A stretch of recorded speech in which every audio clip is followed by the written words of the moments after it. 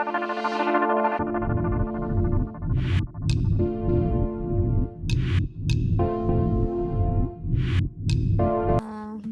bertemu lagi di Math is Fun. Kali ini, pada kesempatan kali ini kita akan membahas tentang trigonometri. Yang pertama yaitu sudut. Sudut. Apa itu sudut? Sudut adalah hasil perputaran atau rotasi sinar garis dengan titik pusat tertentu dari sisi awal ke sisi akhir. Jika digambarkan, maka sudut ini adalah dinamakan sudut hasil perputaran. Ini dinamakan sisi awal.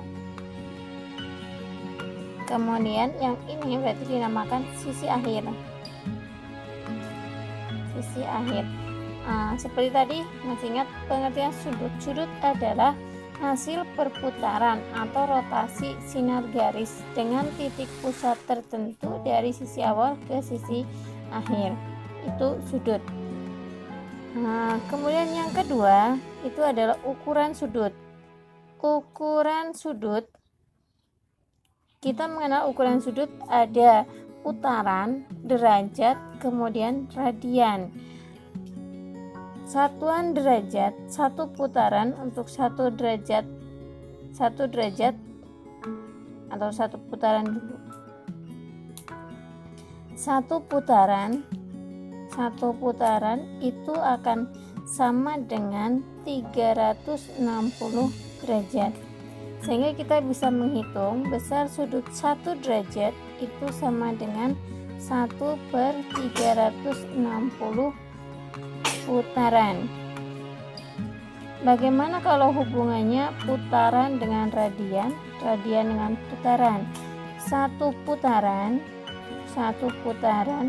itu sama dengan 2 V radian, sehingga 1 radian itu sama dengan 1/2 V putaran. Kalau radian dengan derajat, 1 derajat itu sama dengan V/180 radian. Sementara 1 radian itu sama dengan 180/V derajat. Ini hubungan antara putaran dengan derajat, putaran dengan radian, radian dengan putaran, dan radian dengan derajat. Selanjutnya, sudut juga dapat digambarkan dalam bidang koordinat.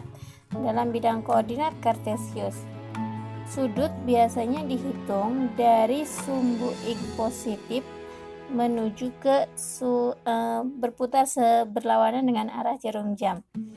Sudut yang searah jarum jam itu bernilai negatif, sementara sudut berlawanan arah jarum jam bernilai positif.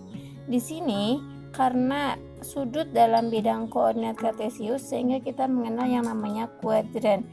Ada kuadran 1, 2, 3, dan 4.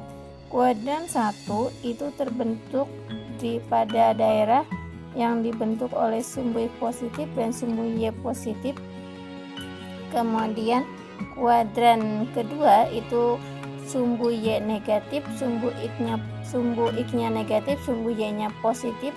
Kuadran 3 sumbu X negatif, sumbu Y negatif. Sementara kuadran keempat berarti sumbu Y negatif, sumbu X-nya positif. Itu. Kuadran 1 biasanya sudut di kuadran 1 digambarkan besaran sudut di kuadran 1 ini alfa, digambarkan dengan alfa. Ini besar sudut di kuadran 1 sebesar alfa. Bagaimana kalau di kuadran 2? Bagaimana cara menghitungnya? Kalau misalkan kita mempunyai berarti sudut di kuadran 2, sehingga dia berarti ini sudutnya yang kita hitung. Alfa itu yang ini, bukan yang kecil ini ya. Itu berarti dia terletak di kuadran kedua. Begitupun dengan kuadran ketiga, karena kita menghitung sudut dari sumbu X positif. Kemudian perbandingan trigonometri pada segitiga siku-siku. Perbandingan trigonometri pada segitiga siku-siku. Misal kita punya sebuah segitiga siku-siku ABC. Segitiga siku-siku ABC. A, B, C. Sisi di hadapan sudut A ini dinamakan sisi A, sisi di hadapan sudut B dinamakan sudut B, sisi di hadapan sudut C berarti sisi C.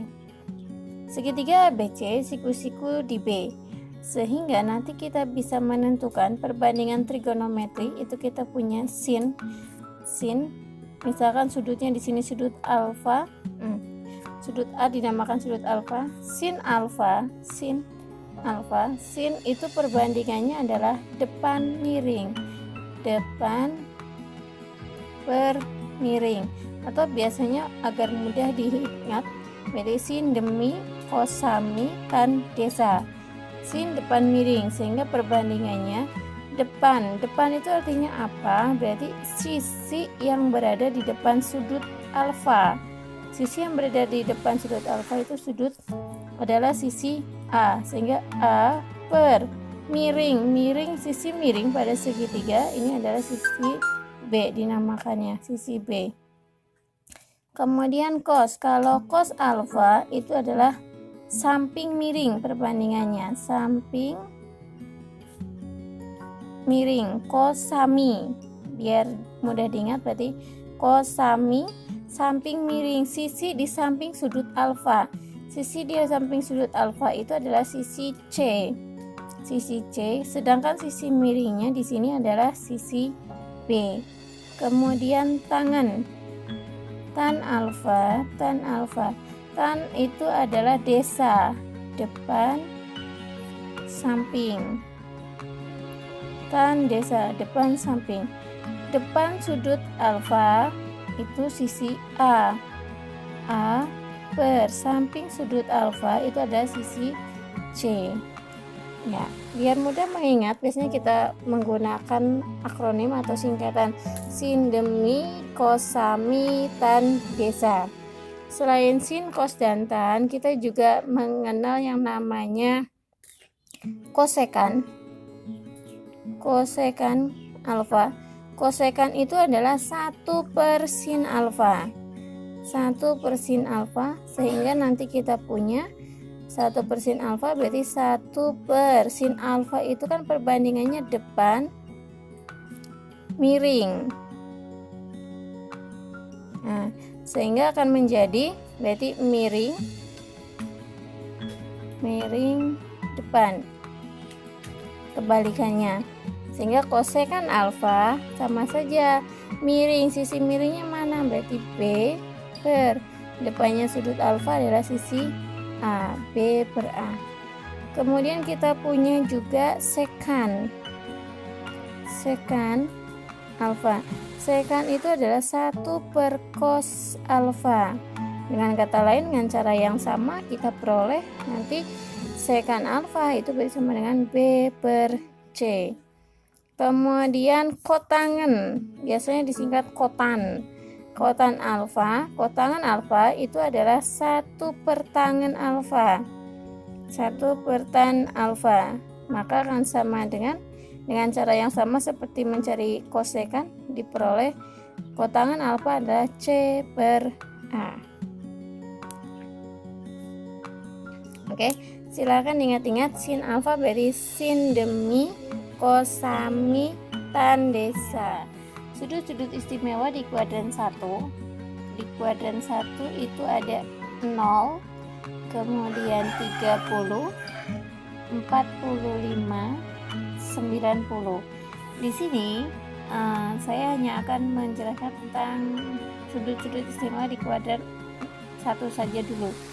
Nilainya di kuadran 1, karena sudut istimewanya itu adalah 0, kemudian 30, 45, mohon maaf kurang 60, 60, 90.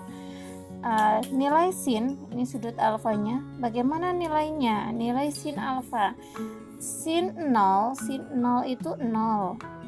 Kemudian sin 30 itu setengah. Sin 45 setengah akar 2. Sin 60 berarti setengah akar 3. Dan sin 90 itu adalah 1. Kalau cos itu adalah kebalikannya dari sin. Kalau cos kebalikannya dari sin, berarti kita mulainya di sini. Tadi kan mulai dari 0. Berarti kalau cos di sini 0 setengah akar 2 setengah akar 3 1. Itu kalau cos nilainya. Bagaimana kalau tangen? Agar mudah mengingatnya, tangen alfa. Nilai tangen itu nanti nilai sin dibagi nilai cos agar mudah diingat. Berarti 0 dibagi 1, 0. Kemudian setengah dibagi setengah akar 3. Setengah bagi setengah akar 3 itu kan sebenarnya 1 per akar 3. Ini bisa kita rasionalkan menjadi 1 per 3 akar 3. Kemudian tangan 45, berarti setengah akar 2 bagi setengah akar 2 itu 1. Tangan 60 berarti setengah akar 3 dibagi setengah, yaitu akar 3. Kemudian tangan 90 berarti 1 bagi 0, tak hingga atau tak berdefinisi. Kita masuk ke contoh soal. Bagaimana cara menyatakan besar sudut dari satuan putaran ke derajat dari satuan radian ke derajat. Oke, langsung saja jawab. Yang A, 1/4 putaran.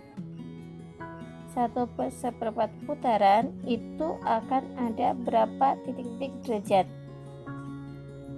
Yang ditanyakannya dalam satuan derajat.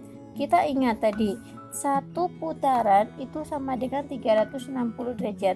Sehingga kalau 1/4 putaran sama saja 1/4 kali 360 derajat. Kan gitu. Sehingga, jadi ini tinggal dihitung sama dengan 90 derajat. Bagaimana kalau dari radian? Radian jelas kita punya tadi satu radian itu sama saja dengan 180 per V derajat. Ingat, satu radian sama dengan 180 per V derajat. Sehingga kalau 1/3 V radian itu akan sama saja dengan 1/3 V kali 180 per V derajat. Berarti ini V nya bisa kita hilangkan, 18 bagi 3 60 derajat. Begitu.